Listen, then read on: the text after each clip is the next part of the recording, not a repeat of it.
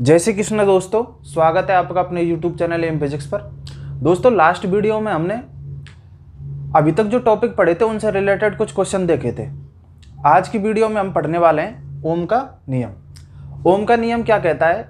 ओम का नियम कहता है यदि किसी चालक की भौतिक अवस्थाएं जैसे लंबाई, ताप या यांत्रिक विकृति इनको हम नियत कर दें तो चालक में जो धारा प्रवाहित होती है वो चालक के दोनों सिरों के जो मध्य विभवांतर लगाया जाता है उसके क्या होती है? समानुपाती होती है। अर्थात यदि किसी चालक की भौतिक अवस्थाएं जैसे लंबाई, ताप या यांत्रिक विकृति आदि को नियत कर दें तब चालक से बहने वाली धारा उस चालक के सिरों पर आरोपित किसके? विभवांतर के समानुपाती होती है।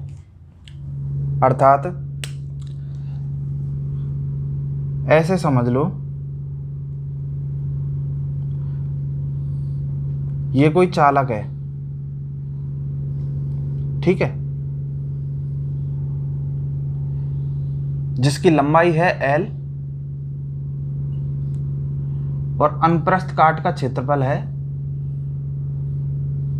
A, ठीक। और इसके सिरों पर हमने लगा दिया क्या? विभवांतर, ठीक है। तो इस कंडीशन में क्या होगा?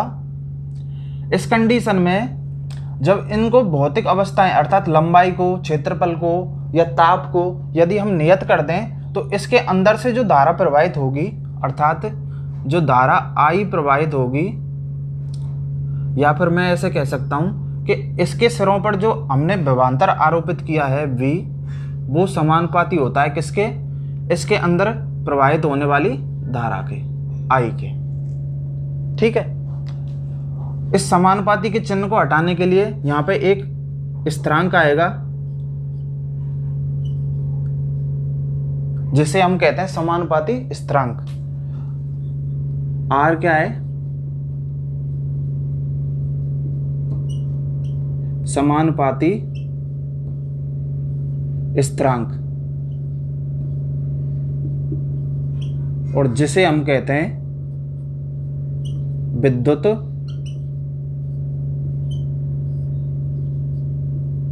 प्रतिरोध, जिसके बारे में हम आगे की वीडियो में चर्चा करेंगे, जिसे हम क्या कहते हैं? विद्युत प्रतिरोध, ठीक है। तो ये होता है हमारा ओम का नियम, अर्थात B बराबर RI।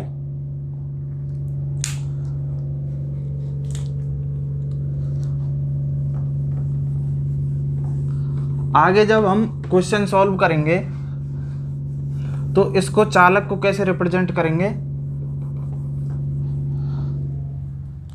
चालक को हम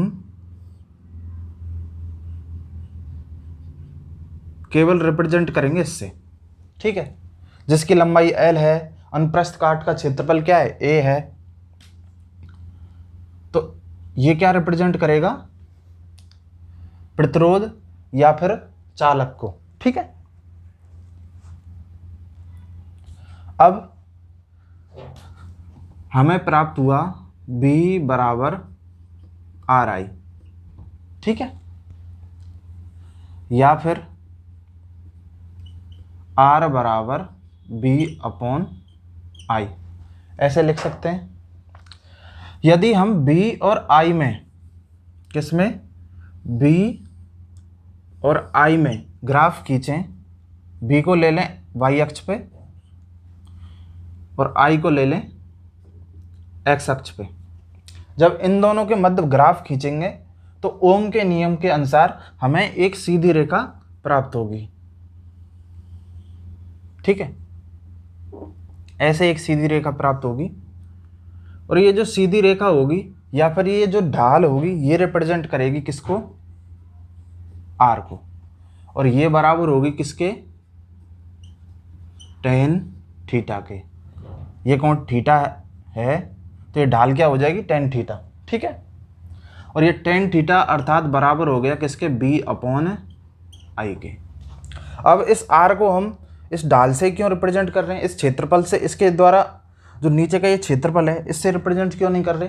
ये बात मैं आपको पहले की वीडियो में बता चुका हूँ, जब हम चाल, दूरी, समय आदि पढ़ रहे थे, कि जो राशि हमें दो राशियों के भागफल से प्राप्त हो रही है वो हमेशा रिप्रेजेंट करेगी किसको?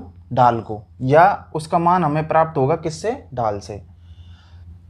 यदि कोई राशि दो राशियों के गुणनफल से प्राप्त हो रही है तो जो राशि है वो रिप्रेजेंट करेगी ढाल के और एक्स अक्ष के मध्य के क्षेत्रफल को। जैसे कि इसमें हम निकालते किसका मान?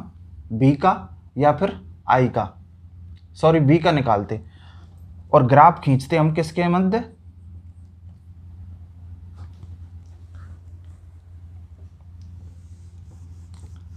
ग्राफ खींचते आर और आई के, अर्थात प्रतिरोध और आई के मध्य यदि हम ग्राफ खींचें तो जो बी की वैल्यू होगी वो किसको रिप्रेजेंट करेगी? इस ढाल और एक्स अक्ष के मध्य के क्षेत्रफल को। क्यों? क्षेत्रफल कब लेना है हमको? जब कोई राशि हमें गुणनफल से प्राप्त हो रही है, और ढाल कब लेनी है? जब कोई राशि हमें भागफल से प्राप्त हो रही है या भाग से प्राप्त हो रही है। ठीक है, ये चीज समझ गया? अब देखो,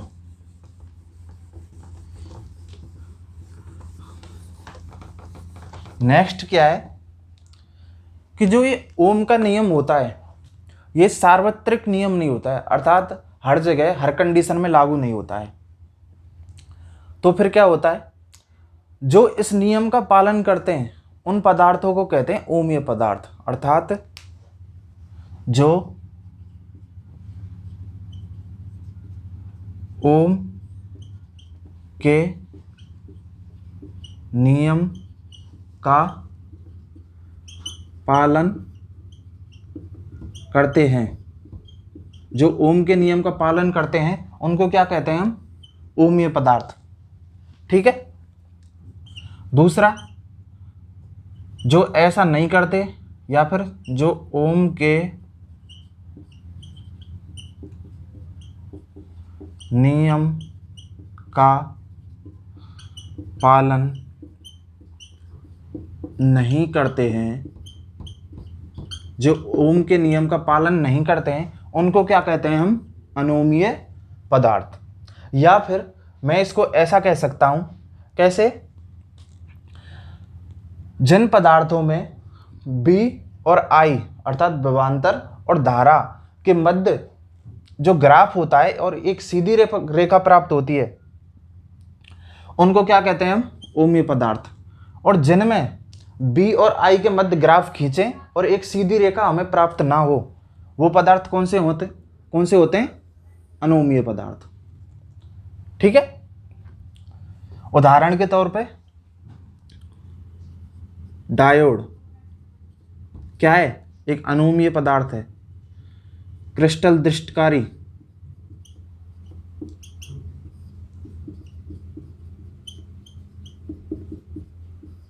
गैस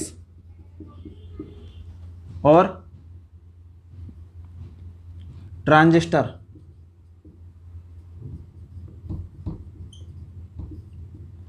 और टेट्रोड बाल्ब और टॉर्च बाल्ब। टॉर्च के जो हमारे बाल्ब होते हैं वो भी कौन से होते हैं? अनोमीय पदार्थ। ठीक है। अर्थात इनके मध्य जब हम बी और आई का मध्य जब ग्राफ खींचते हैं तो एक सीधी रेखा हमें प्राप्त नहीं होती है। जैसे उदाहरण के तौर पर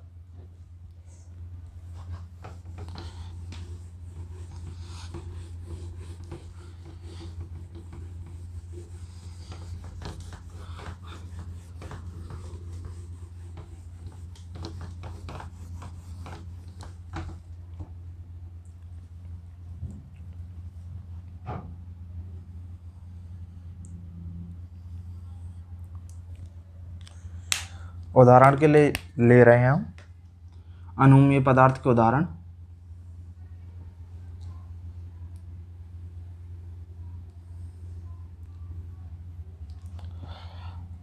टॉर्च बाल्ब ले लेते हैं।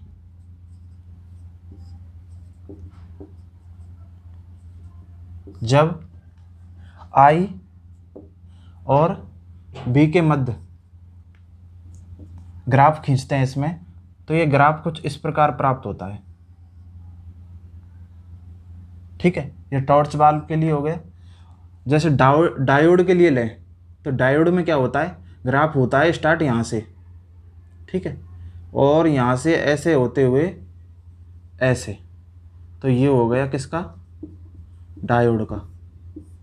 ठीक है, और ऐसे ही यहाँ पे I और इस पे B। ठीक है, और एक उदाहरण और ले लेते हैं अर्धचालकों का। यहाँ पे V, यहाँ पे I। ठीक है, अर्धचालकों में क्या होता है, ये ऐसे बनता है,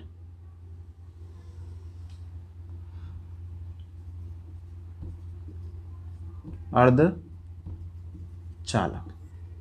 ठीक है, तो आज की वीडियो में हमने चर्चा की थी ओम के नियम की।